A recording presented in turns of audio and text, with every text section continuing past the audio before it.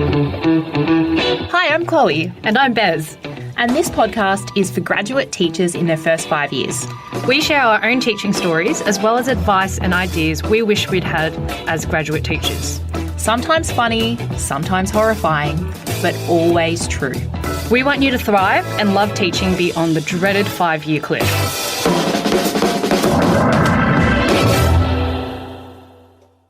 Hi, I'm Bez, maths and science teacher, and it takes me a while to process quarter to and quarter from when people are telling me about the time. So, like, you don't know what time they're telling you? Like, I have to figure out what's to and from Versus first. what's from? Yes. Okay. And then I have to backpedal and remember what numbers they said. And then I'll be like, oh, that's 11:45. Or I'll be like, oh, that's 12:15. Okay. Yes. But can read the time for those who are worried. No, can read the time. Just a bit of a slower processing time when we use to and from. I'm glad. Well, on that note, I'm Chloe. And when I was little, I used to have a real hard time with my left and rights. And I remember my sister used to say, oh, just put like 2 L's up with your fingers and then you'll be able to tell. And I'm doing it right now, like put your 2 L's up, everyone. And I'd look down and I'd go, oh, but they're still both L's. Like, which one's left? I don't get it. But they're both L's. Yeah. Yeah. Frankly, I've worked it out now. The backwards one is my right one. Duh. Didn't We know got that there. as a kid. That's all right. We got there in the end. Yeah, lucky I don't have to teach like orienteering or anything. I just have to teach math and science. Thank goodness. Well, on that note about teaching things like orienteering that you might not feel comfortable with, today we're actually going to discuss the topic of teaching out of field. So you may already be, or at some point in your career, be in the situation where you have to teach a subject that maybe you're not 100% confident in or that you haven't necessarily been trained in. And if that doesn't happen, then I guarantee you're going to end up taking an extra in a class that you've got no idea how to run. 100%. Actually, when I first started teaching, funny story. Love a funny story. When I first started my teaching career, I was doing casual relief teaching across different schools. Oh, so did you do like a stint of CRT first? Yeah, so I did like a year of that. And then the company that I was with called me up and was like, hey, we've got a contract for you from the end of term, I think it was like 2 weeks from the end of term 3 up until the end of the year. And I was like, great, happy to do that. I had fun with CRT life, ready to settle down now. Okay. And they were like, so it's a maths and science gig. I was like, that's great. So look, I'm properly trained in science, both like 7 to 12. And then I said, look, maths, I'm trained 7 to 10. So okay, that's my... so you were like junior math. Well, junior in the sense it's like Yeah. not seniors. So I was like, look, that's my qualification. Just wanted to double check when you say maths and science. That's what you mean? meant. Yeah. And so I remember on the phone, they were like, yeah, like really assured me that it was 7 to 10 maths. And I was like, yep. It was not 7 to 10. No. So I walked in on that first day and it turned out to be a year 12 maths class. Lovely. They had pretty much finished all of the content for the year, so they were preparing for exams. And you were their source of knowledge. Yep, for revision. And so you know what I did? After those 2 weeks that I had them, I spent my 2 weeks of holidays flipping through the entire maths book, having a look at the curriculum, and let's say that was a learning experience. I'm sure in it was itself. quite humbling.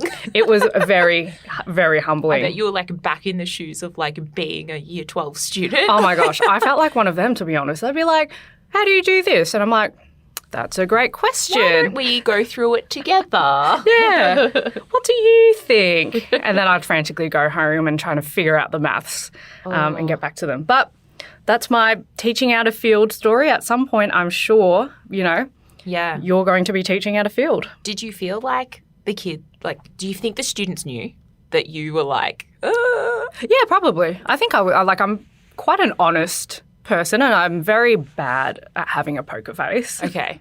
So you didn't like necessarily tell them? No, I didn't tell them. Yeah. But I said, look, I've come in like right before your exams. And I was very honest with them. I said, look, some questions I might have to like have a think about it and then get back to you the next lesson. Yep. And they were fine with that. So long as like, you know, you just actually get back to them and aren't like, I'll get back to you. And then never And get then back to never them. again. Yeah, that's the worst. Oh, I used to have teachers Yeah. that did that to me. Have you got any experience in teaching at a field?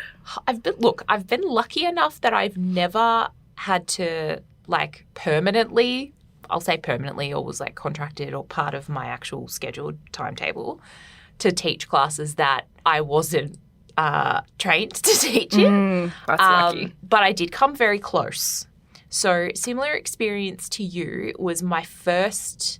It was my first job as a teacher in my very first school, and I was in the exact same situation as you, where I'm trained from 7 to 12 cross science, but I'm trained in maths from 7 to 10. So I was in a situation where I got this gig at a school, math science position, explained like what I was qualified in, everything was all good. And then I remember going in to meet my mentor at the end of like the year, just before I was starting the following year. And I was having a chat to him and he actually had an idea of like what my draft timetable was going to look like. And he was a straight maths teacher. And so we were having a chat and I was looking at it and it was all these like accelerated maths classes and like lovely. senior classes, and most of my load was maths. And I Wow. was just kind of like, oh my God, This is not what I signed I am up not for. prepared for this. These students are not going to be in the best hands. And I remember him asking me like, oh, yep, so how do you feel about that? And I was like, I have to lots of be feelings. honest, not super confident. And I just sort of explained. And he was like, oh, okay then. Now lucky, super lucky for me, he was pretty tight with the timetabler. So he had a chat to him and managed to get my load changed. Oh, and I think he nice. probably secretly wanted some of my load. So it ended up getting changed. I ended up still teaching some maths classes, but it wasn't anything that I was completely like thrown by. I have been in situations though where like I haven't been super confident with content because like I haven't like looked at it for a really long time. So part of that's just really making sure that you upskill and get confident with it. Yeah. But on a more general note, I've definitely taken extras in classes where I have had no idea what's Oh my going on gosh. and I've felt Yeah. so out of my depth. But at the same time, I actually kind of love it. Yeah, because it's sort of like you join the kids. And you're like, explain to me. Yeah, like me walking into a PE class and having to, I don't know, teach the game Skittles, which I don't fully understand, or I think table tennis was a thing, and table tennis like just drives me nuts because I find the really? sound of the ping pong balls very annoying. I love table hate- tennis. And I'm not good at it at all. And so students will always ask me for like tips and stuff, and I'm like, I'm terrible. So, but I'm there for the ride. It's pretty fun. Yeah, exactly. What else have I walked into? Walking into a history class or an English class is art. Oh my gosh, art. Don't even get me started. I've got no idea. But the thing is like I just go around and I chat to students about what they're doing, get them to explain things to me. I'll put my 2 cents in where necessary. And I think they think that at times I am trained in that. I don't know. Fake done it till well you there make then. it. It's a Yeah. bit like that.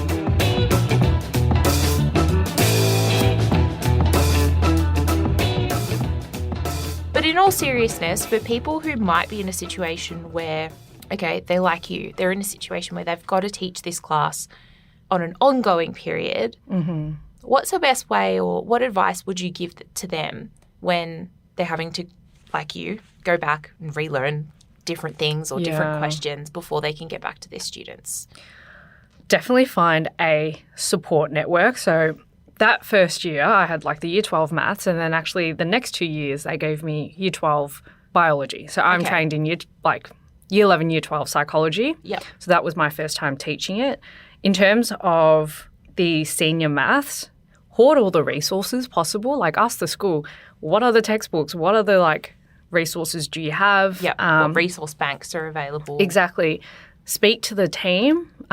If possible, find a mentor. Yeah. And, you know, teachers are such supportive people that they're always willing to share and they're always willing to mentor someone because we've been there ourselves, right? We've been in that position. So they're my two main things. Find as many resources as possible.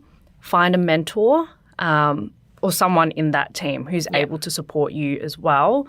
You don't have to know it all. And to be honest, you can be one lesson ahead and that is okay. Yeah. A really great piece of advice that one of my mentor gave me was that even though you're one lesson ahead, the students don't know that. Yeah. They have no idea. And even when a lesson goes awry or, you know, something doesn't go as planned, they also don't know that as well. Only you know what you've planned and, you know, what was supposed to happen. But mentor resources, one lesson ahead.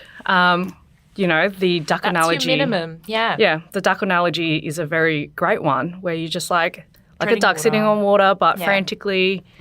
Yeah. Yep. You might feel Those like you're feet- working really hard and you're just staying afloat, but Yep. to everyone else, you just look like you're gliding along. Exactly. And I mean, lean on the resources that you have, you know, whether it's like, I used to search up like YouTube videos and Khan Academy.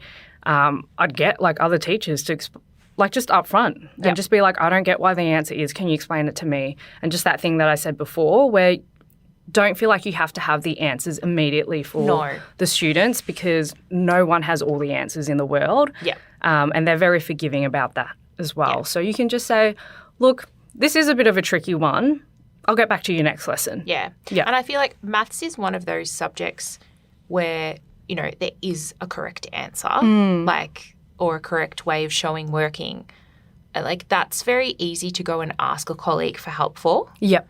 But even subjects other than maths, like if you're not sure why something is a certain way, like don't be afraid of thinking that you're going to look silly. Like just be honest and ask for a bit of help or assistance or even consider going to, you know, book yourself in for some professional learning. Yeah. The I think- professional learning is really helpful. Yeah, like there are so many for, you know, different things that are going on throughout the year. And if you're not sure where to start, there might be someone at your school that we used to have a professional learning coordinator. And they would know all the different PLs that were going on so or all helpful. the different, you know, organisations that you could become a part of or networks. Networks are another great place. Like how many different teachers' Facebook groups are there? Yes. Where you can just like talk to a community and ask questions and help each other. Yeah, definitely. Yeah, the Facebook groups are helpful in terms of like sharing resources. Yeah. That really saved my life when I started teaching Year 11, Year 12 psych, and I was trained in that. But it takes time to build resources and activities and change them as well. So having that network, as you said, is so helpful. And you can see what works and what hasn't worked for other people. But in terms of building that knowledge when you're teaching out of field, definitely have a look at the curriculum. I would print that off, you know, have a pen, have a highlighter. Stick it up on the wall. Yeah, it's just one of those things where you're just going to have to go through the curriculum, go through the resources, Yeah. chat to your colleagues, and ask for support. Just don't feel like you have to do it alone because you don't. Yeah. Yeah.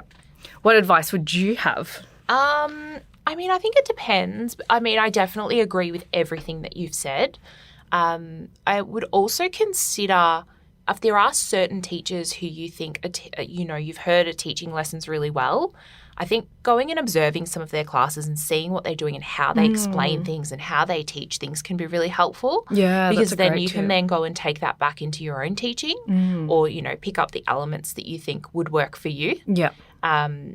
Obviously, there's a bit of a time sink in doing that, but it's so valuable, even if it's just for a portion of the lesson. Like, I'm just going to go and pop in for 15 minutes. I'd really like to see how you teach X, Y, Z. Yeah.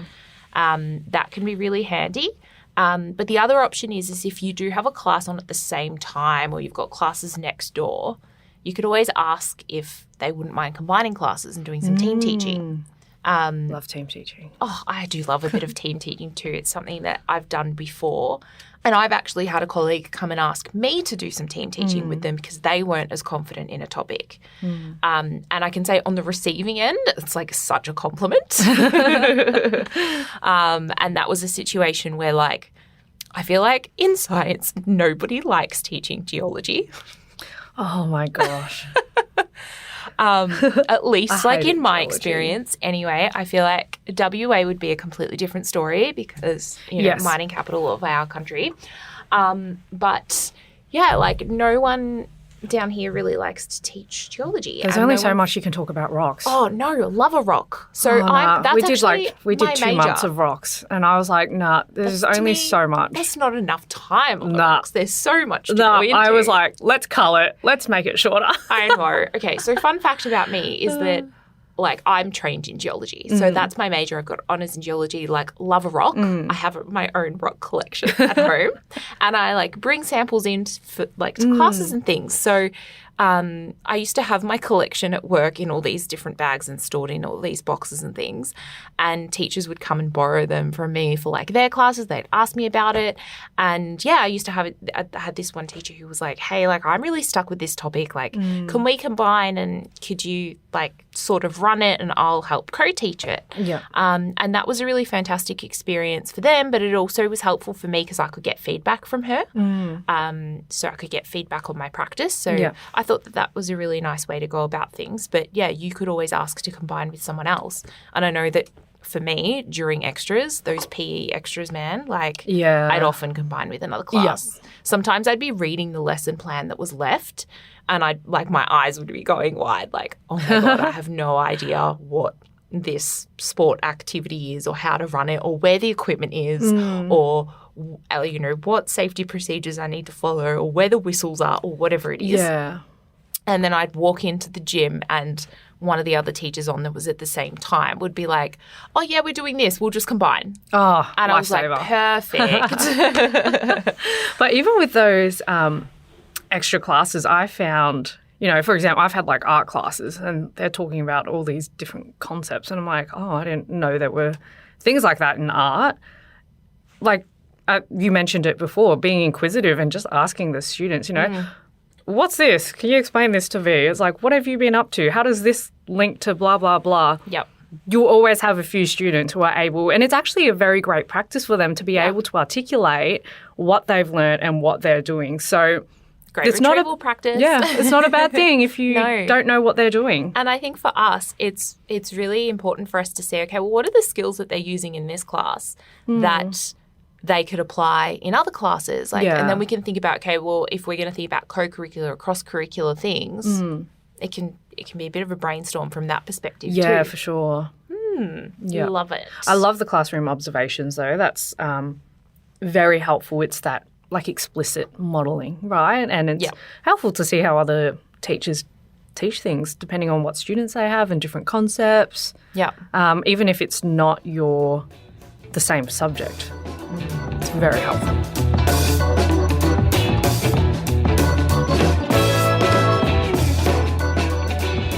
All right, I have a juicy one for you. Oh, do tell. If there was one class, like one subject that you would never want to teach, what would it be and why? Ooh. For now, I reckon I'd say probably like something like food studies, but only because just the whole safety aspect. Even though I know in science we have I was this, going to say you'd be fine with that. You'd be all over it. but it's just there's knives, there's stoves. Probably that one. I don't know if there's Interesting. one that Actually, I've got one. Oh, Oh, I don't know why it took me so long to think of this. If there was one subject that I wish I would never have to teach, and thankfully Yeah. I actually haven't, it is geography. oh. My geography and like geographical awareness and knowledge is so Like which direction? like which direction. I actually have a confession, and this will highlight God, I how bad wonder- it is. No, I wonder if you're going to say what I'm thinking. So it was actually the first year that I was teaching out of field, this senior maths class. You know, students were talking about Bali and Indonesia. I thought they were two different places because people were always like, I'm going to Bali. I'm going to Bali. So I was just like, oh, yeah, Bali is a place in itself. So do you think Bali was a country? I don't know what I just thought it was a place. It never clicked that Bali it is a place. was. So well done. But it never clicked that it was in Indonesia. And I actually had an Indonesian student. I don't know how we got there. Oh no. And I was like, so just the light bulb moment. So I would never teach geography, and I don't think anyone would want me to teach geography also. What would yours be? Yeah. Okay. I'm going to say something a little bit controversial Ooh. as a science teacher. Ooh. Senior physics. Oh, yeah. I can understand that. Yeah. What is it about it? I don't know. I would not be able to do that justice at all. Terrifies me. Bit dry for me. Yeah. Just don't think I'd love it. That's fair enough. Don't think I'd love it. Yeah. So that'd be one. And then the other one would be probably like something like philosophy. Oh. Not because it's like it is so interesting, but I feel like I'd probably get really bored of conversations in classes that would just go in circles, and that would drive me crazy. And there's no specific answer? Yeah. Yeah. Yeah. I did geography in uni. Oh, did you do geography I in loved uni? it. Not geography. Oh, I was going to say, you? Geography? No, not uni? geography. Philosophy. Philosophy. No, I did some anthropology units. That was great.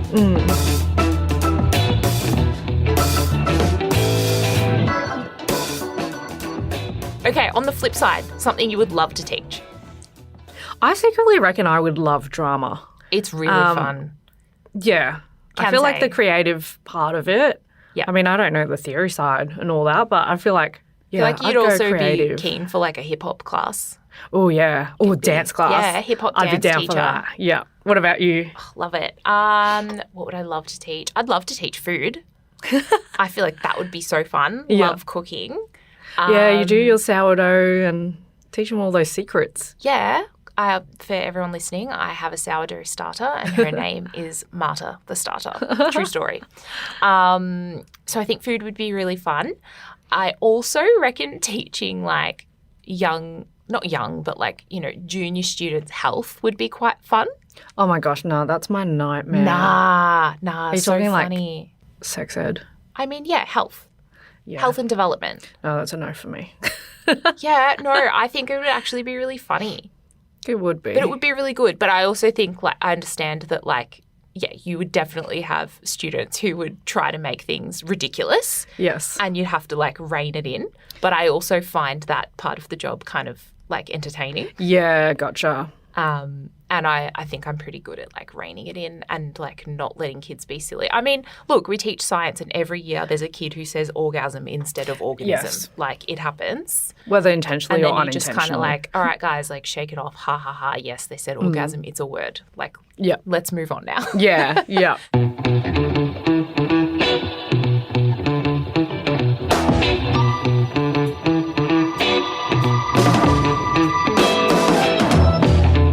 So thinking back to teaching out of field and your whole experience with that, what is something that you're grateful for from that experience? I'm incredibly grateful for my first year mentor, Stephen, if you're listening. I'm just so grateful that he like listened to my concerns and somehow managed to change my timetable. Oh, I love that. But he was also, he's an incredible mentor and he was a great friend and still is. Yep. So yeah, I'm just really grateful for him and his help. Oh, Yeah. Stephen? Stephen. Stephen. I love that. Steve. What are you grateful for? Mine would actually be the same, which I think is so lovely. I think it highlights how important mentors are and people who support you when you're teaching. So my first few years of a mentor was Emily O'Halloran, and we're still in touch as well. But she, full names. Ooh. yeah, Emma O'Halloran from Tasmania. Anyway, I don't know why I said that fact. But she took me under her wing when I taught Year 12 biology for the first two years. And she really helped me and shaped me to be the teacher that I would say that I became. She was just phenomenal, and it was just helpful to see her thoughts and how she planned things out and how she taught things, and, you know, what you said about, like, the team teaching as well. There's no way I would have survived. How good those is the years of teaching. camaraderie I and the know. support and the love that you get? Oh, in shout out to this all the profession. teachers. Shout out to our profession. Shout out. Well, on that note, we are wrapping up for today, but if you enjoyed listening, please make sure you go and rate our podcast on Spotify or Apple and leave us some comments. Let us know what you're enjoying, or what you would like to see from us next. We'll see you next time. See you next time. Bye.